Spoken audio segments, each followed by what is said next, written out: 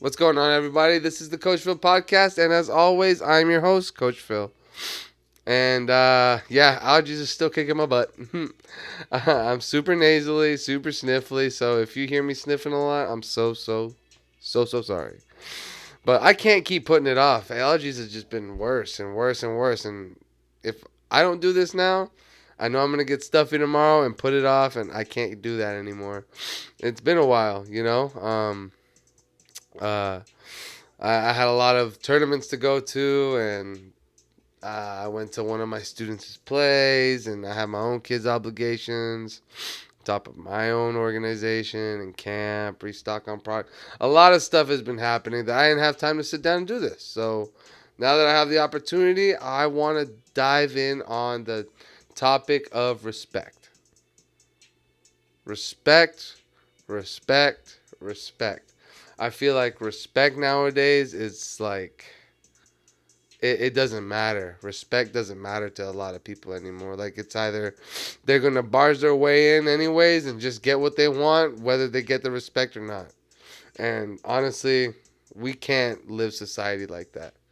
I grew up with kids like that. Like unfortunately, I get to call those kids like my like those people I grew up with were my friends. They were like my best friends.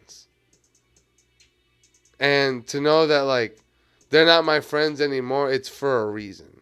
Cause I wasn't, and I don't. They talk about me now. I don't care, to be honest, because I didn't grow up like that. I didn't grow up with the silver spoon. Like I didn't grow up with my family having money like that. Like your family's made themselves faster than my family. Good for you. I'm happy. But the way that they acted, like I'm still seeing society still act like that. The children nowadays still act like that. Like they're obligated and entitled, like to the word respect. Like they can just get it without giving it. And that right there, it starts from home. You know, like I said, I know I'm probably tying into my old podcast, but really, truly, like we want our children to be the absolute better versions of ourselves. So why can't we respect them enough to show them that respect? You know, like I was watching a video the other day on how how how dads talk to their kids. You know, like back in the day, dads didn't really give a shit. Dads didn't really care. And I'm not gonna say they didn't care. Sorry, let me not go ahead and say they didn't care. Dads didn't care about the little things. Like, well, the topic that we're going to talk about, that's what I'm talking about. So like, I'm gonna tell you how he said it, the before and after. So the before is the daughter comes home from school. She goes and asks Mom, I want to dye my hair blue.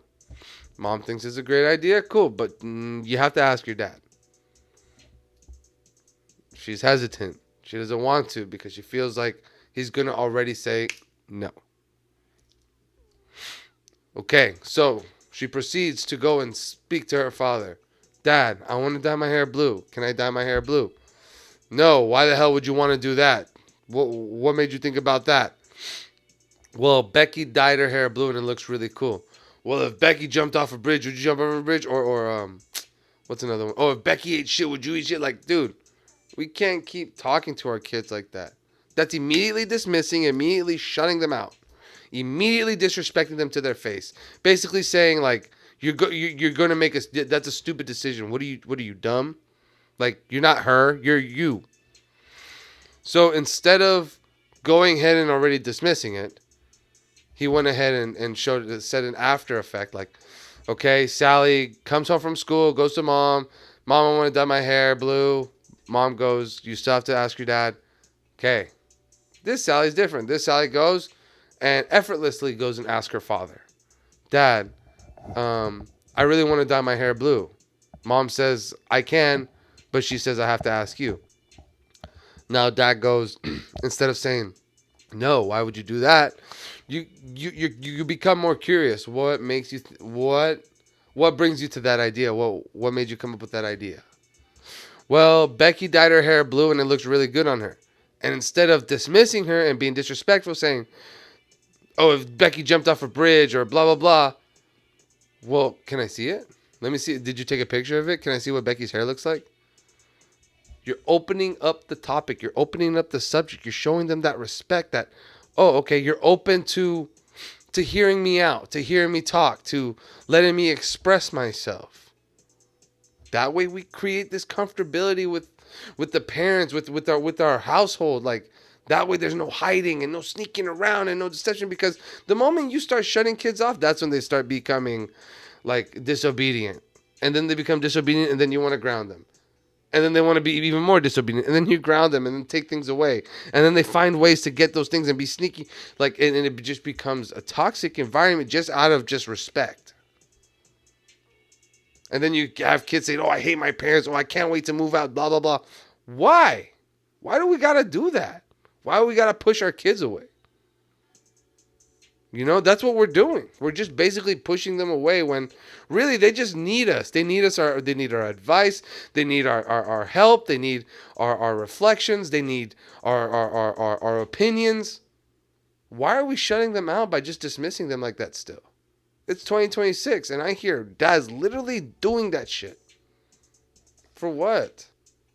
What are we dismissing like that? That's disrespectful. Because then we go and dismiss our children, and then they go and do it to their generation, or they'll go do it to other people because they don't want to talk to them. Just that's a dumb idea. No, it's a dumb idea. I'm not listening to other people or their thoughts or their concerns, and then immediately just doing whatever they want to do because they don't know how they're opinionated. Their opinion matters only because they never got that openness with their parents to say like, oh, I'm open to other ideas or open to hearing other people talk. No, it's me. I'm wrong and I'm strong. I don't respect anybody else's say but my say.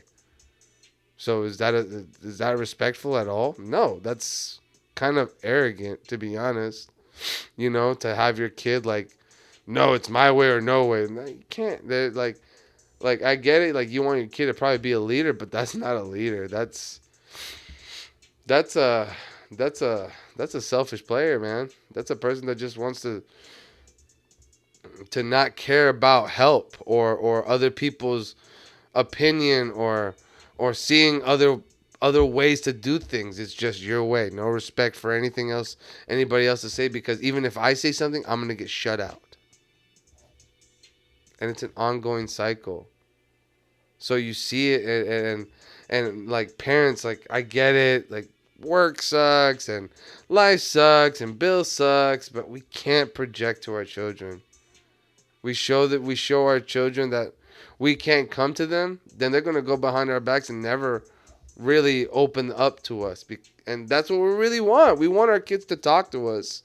We want our kids to know that we understand them, because they're little versions of us. They're tiny us's, So I just I want kids to know that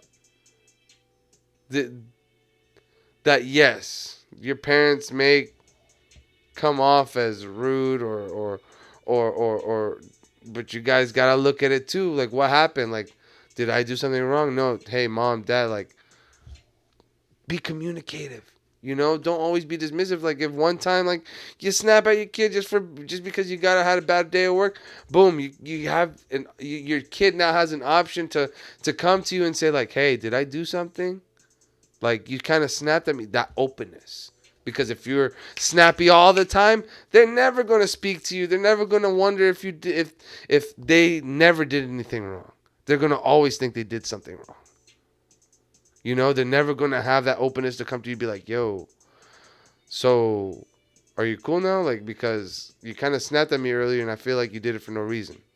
And if your parents have a reason to tell you why they snapped, okay, they have a reason. But I feel like your parents will become grown enough to understand, like, yeah, I'm sorry, because there's that openness.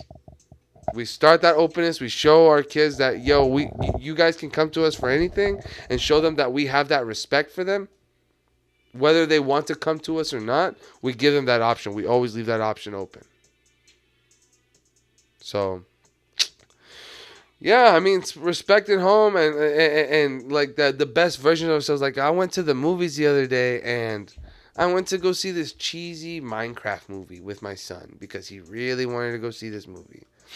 And this is 3 weeks in from the premiere, and I'm seeing what's happening at the premiere. I wasn't going to go and get popcorn dumped all over me or have these kids piggyback each other up and down the stairs. I did not want to be in that environment. And unfortunately, there's these, literally it was only 3 kids that were throwing popcorn all over me. And they told me, well, you could move. Like, man, dude, that drove me up a wall. I literally got up and I left. I told my son, let's go to a different movie theater. And that we did. Because honestly, like, I could have went to the security guard. I could have, like, been a Karen and turned around and biggered at that kid. But I honestly just didn't want to stoop to that level. Because that would be disrespecting myself. You know, that would be disrespecting myself and knowing that I would never act that way.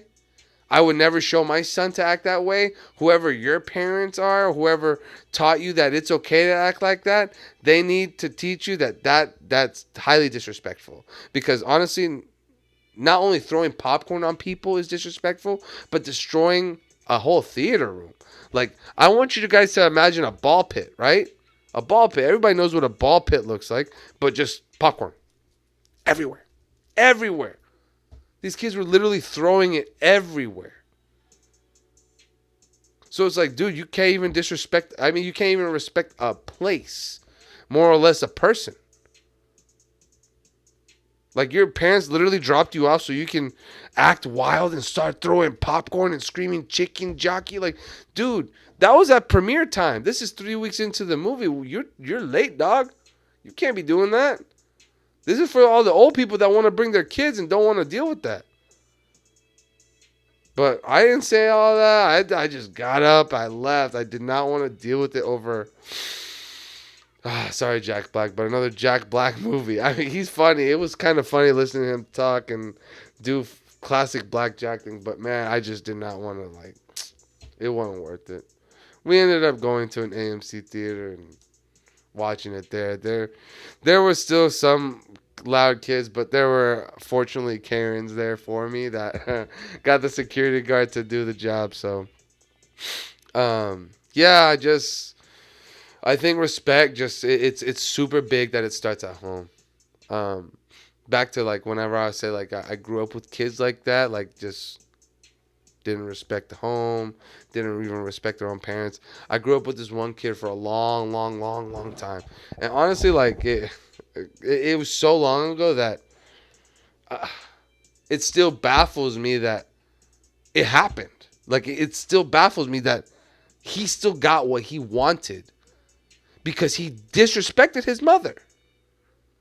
So the story goes, and this is true fucking story. This is a true story of pure disrespect. Pure disrespect.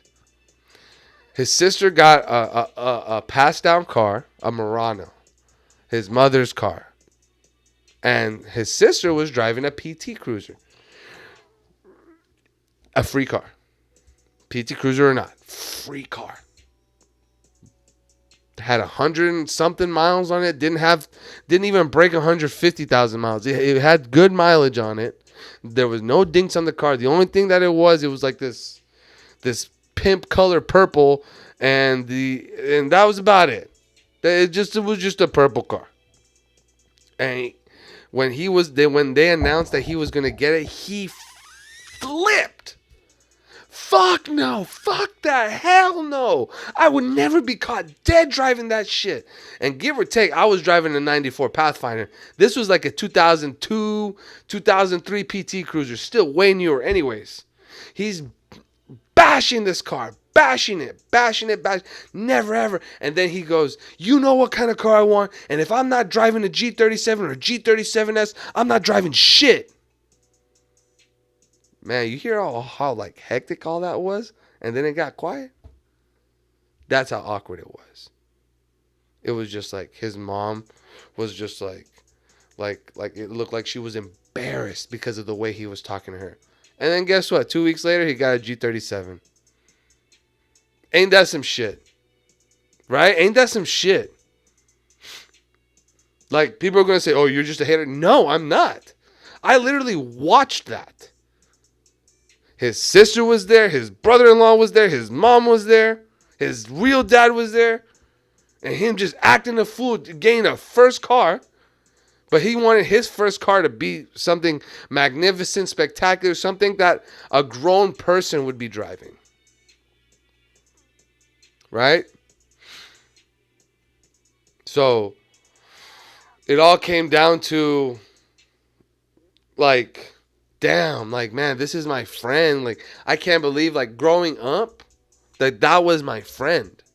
I consider that dude as my best friend, knowing that I would never, ever disrespect my mother that way. I told you what I was driving. I was driving a 94 Pathfinder. And when that broke down, girl, let me tell you, I started driving what was it? It broke down. I think it threw a rod. And then I started driving a Mercury minivan. We called it the Silver Bullet because it just looked like a bullet, you know. And oh man, like, was I embarrassed to drive that car? Kinda. Like, no one was driving a minivan back in the day, you know. Everybody was driving their mom's nice car, and they got a car themselves, and my car was broken down, and I was rocking the Silver Bullet, and, you know, I still drove it because I knew it was going to get me to school. I knew my parents had to get to work. It's either drive that or I walk 5 or 6 miles from my home to school out of just embarrassment. And I thought that was stupid, you know, just out of embarrassment. And so I still think about that story every day because I'm like, if my son ever told me, like, I'm not driving that, I'm driving this, and if not, I'm not driving anything, cool, saving me money, cool, then don't drive anything. You can take the bus. I can teach you how to take the bus. I can give you an allowance so you can start getting Ubers. But if you ain't driving this, then okay, cool, saving me money. Simple as that. I wouldn't have. I feel so bad to know that I saw that. I witnessed that. I heard that. I can't believe that it got to that, you know? And it all started from the respect in the household.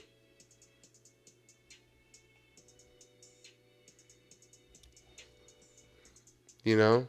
So, parents, we got to tighten up on this thing, man. I'm not saying like go drill sergeant on them, but teach your kids, like, dude, like, what are you doing? Like, look at your kid in the eye and be like, what the fuck are you doing? Would you being disrespectful? Like teach your kids, like, how to understand that respect comes when you give respect. It doesn't just come as an entitlement thing, you know. And as respect comes, this brings me into my next topic, you know, and that's self-respect and and respect to others. You know, this podcast is brought to you by Gometa. Tired of breaking the bank on gloves that keep breaking on your keeper? Though the quality is there, but doesn't seem to last. And then when you go and trying to find another pair, it's not there. Or when you do, it's not in the colorway that you like.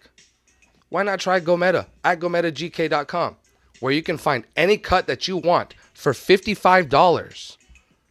And you get to choose what color you want to wear. That's right. If you don't like that orange and you want it to be all black, it's all black for you. At Gometa GK, they give you the freedom to choose what color and what you wear on your hands. You want negative cut? You got negative cut. It's there. You want finger saves? It's on there. If you don't want finger saves, you can take them out.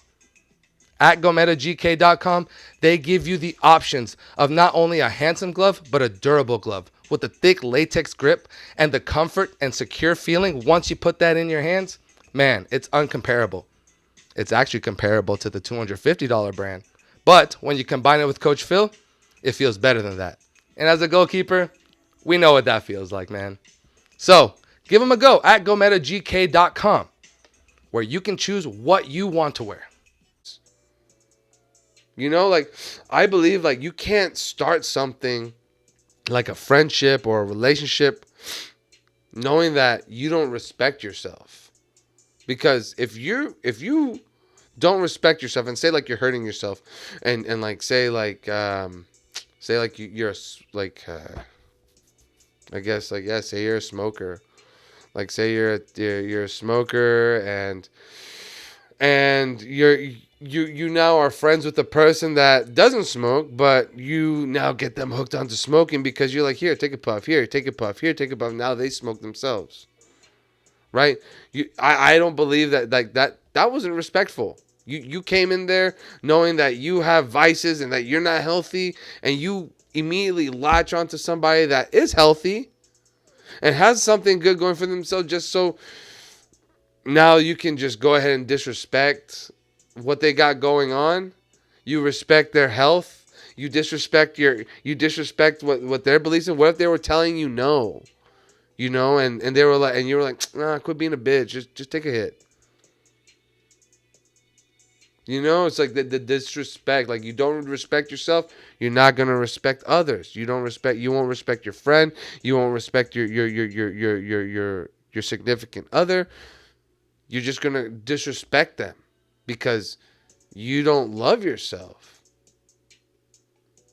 Like, okay, cool. Like you didn't really have the best childhood, but is your life terrible? Like I have people. I have people. I don't have people like this, but I've met people like this that literally like negative Nancy's all the time. Like they're not grateful for anything that they have. They're not respectful. Okay, cool. Yeah. Now I can cut and hop in. So I want to talk about self-respect and respect to others. Like this one's kind of like tough to talk about because self-respect is just like you just loving yourself. Like you got to know like what's good for you. And it's good. Again, it's going to tie into to my last podcast, but you got to know like when someone's right for you, like a friend, like, or when a situation isn't right for you or is right for you, like a work environment or a friendship group. You got to know if it's benefiting you or not. That's a great sign of self-respect is when you realize something isn't good for you and you got to cut it off because it's not benefiting you, it's not giving you anything that you want. So you got to learn to cut it off to make room for more of what you want. Right? Self-respect comes with discipline. It comes with what do you call it? It comes with a strong intuition. Self-respect comes with self-love. You got to love yourself. You got to look in the mirror and accept that this is the card you were dealt with, and you got to make this person better. A better version. You got to know whether if Tom was a good friend or not, and like, yo, Tom, if you don't know how to cut him off, slowly distance yourself. Slowly say that you're busy. Learn that. I understand you're lying to the person, but you're not hurting them in a sense of. I know it's lying. I know lying's not good, but it's either you're brutally honest or you're not. That's what it comes down to. Like me, I can look at a person and be like, look, dude, like, honestly, I can't do this. Like, your behavior is intolerable. I can't do this. Like, I think, like, this friendship or this relationship isn't for me. It's not, I don't feel like it's going anywhere. And I will be bluntly honest like that. And then there's some people that'll be like, what I'm saying, oh, I got work. Oh, I got this. Oh, I got soccer practice. And then they slowly start to kill off the friendship to where it's like, oh, well, this person doesn't have time for me anymore. I understand. And maybe that leaves room for the friendship to happen again when both have the same alignments of of connectivity, like have the same interests and same goals and same drive. Because if you have a higher drive than somebody else, they're not going to match that. And it's either you stoop down to them or they come up to you. And if they can't come up to you, why are you going to stoop back down? That's that self-respect. You can't just keep settling and keep settling and keep settling and keep settling. You got to keep trying to make yourself better, even if it's literally half a step at a time. You are making an effort moving forward instead of stooping back down to a comfort zone. To grow into something beautiful, it's got to be uncomfortable. To respect yourself thoroughly, you got to be uncomfortable in your skin to be comfortable in your skin. You got to learn to love yourself. Because think about a butterfly, dude. Like I know this is going to sound cheesy, but you think a butterfly, a worm, a caterpillar is worried about what it looks like now, knowing that once it's wrapped up into a cocoon, it's going to flourish. It's going to be uncomfortable inside of a little tiny pod for whoever knows how long, and then boom, now they're this magnificent, because that took time, that took patience, that took resilience, that took effort into building into that big, beautiful butterfly. That caterpillar wasn't just roaming around. That caterpillar was dodging birds. That caterpillar was dodging footsteps. That caterpillar went through hell to get into that cocoon to become something that it could just fly away whenever it wants to be its own butterfly. Self-respect.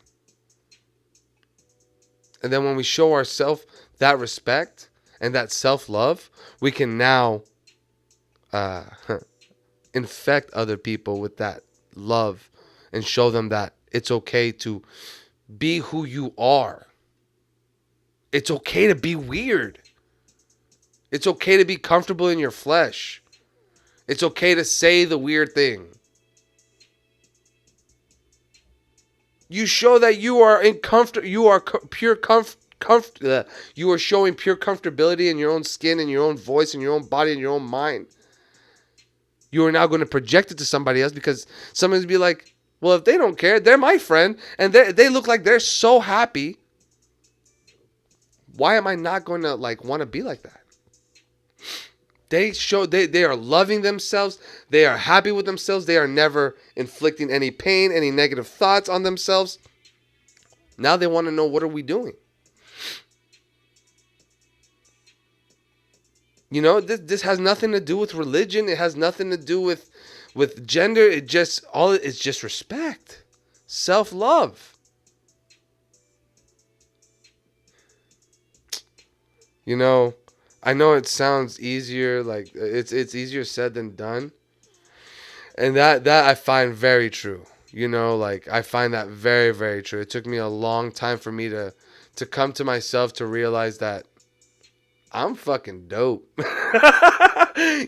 I'm so real. Like I wouldn't I wouldn't steer anybody wrong. I've been through a lot in my life. I've lost a lot in my life. I've gained so much too. But with gaining comes all those lessons. All those heartaches, all those disappointments, all those lies told. I've learned to respect that all those things weren't done to me. They were done for me in order for me to respect myself, knowing that I am not those people, that person. I'm not doing that thing, saying those things, and believing that I'm those things. I love myself to know that I'm going to show and speak nothing but truth, honesty, and let people know that it's okay to be different, to look different, because no matter what, and it doesn't matter who you are, they're going to judge you anyways. They're going to judge you always. No matter who you are, no matter how popular you are, no matter how much of a chode you are, you are always going to be judged and disrespected. Always. Behind your back, whether you be your friends or your family. They're not always going to be there. But you yourself, you have to give yourself that self-validation, that self-respect, that self-love. Because if you don't, and other people aren't giving it to you, then no one's going to feed it to you. No one's going to give it to you. And you're going to be constantly searching for it, constantly depressed. And when you chase, you usually fall. Instead of allow things to gravitate towards you. You know, like you go and you chase for the respect, and you're trying to give it, and you're never getting it because you're giving it in the wrong sense. You gotta look at it as you have to start from within. You can't go and try to chase and try to validate from other people. You can't do that. You gotta start to love yourself and know that you were here for a reason. You are here and put on this planet for a reason. There's no such thing as coincidences. You were made in this form. You were brought into this world. You do what you need to do. You do what you're doing already for a purpose, for a reason, for somebody, for people, for survival. You're here for a reason. So why not love ourselves first before we go and try to find love from other people to love us even more? We gotta love ourselves and respect ourselves more to show it to show it in our relationships, to show it in our friendships, to show it in our children, to show it in our families, in our generations and generations to come. We start teaching that within ourselves and teaching that to children, they're going to start teaching it to their friends. And it's just like negativity can be a parasite, so can positivity. Positivity is the vaccine to that. Right? And so, again, with respect, you know, if you feel like you're not getting it at all, understand it's because you don't respect yourself. If you feel like no one around you loves you or respects you, it's because you are feeling that inside about yourself. Because I know your mom and dad love you. I know your friends love you. I know your girlfriend loves you, or your boyfriend, or your husband, or your wife, or your kids. They love you. But you put in your head that they don't because of that self-respect. So we got to understand we are loved, we are respected, but we have to start from within and love ourselves no matter what shape, size, color, gender, no matter what. We have to love ourselves from within. Because that's respect starts at home, and the foundation is built from within. Okay? Because from home, you go and you spread your wings somewhere else and create your own foundation. So, with that being said, that concludes this podcast. Yeah, that was a good one. Man, to be honest, this one could have gone for a long time. Just a lot of things that I've witnessed in these last 3 weeks that I haven't been potting. It's kind of crazy because even people don't even want to work their own jobs. So, well, yeah, that concludes today's podcast, guys, and that's all the time we have for today. So, as always, stay locked in and always love yourself. Always love yourself. One love, everybody.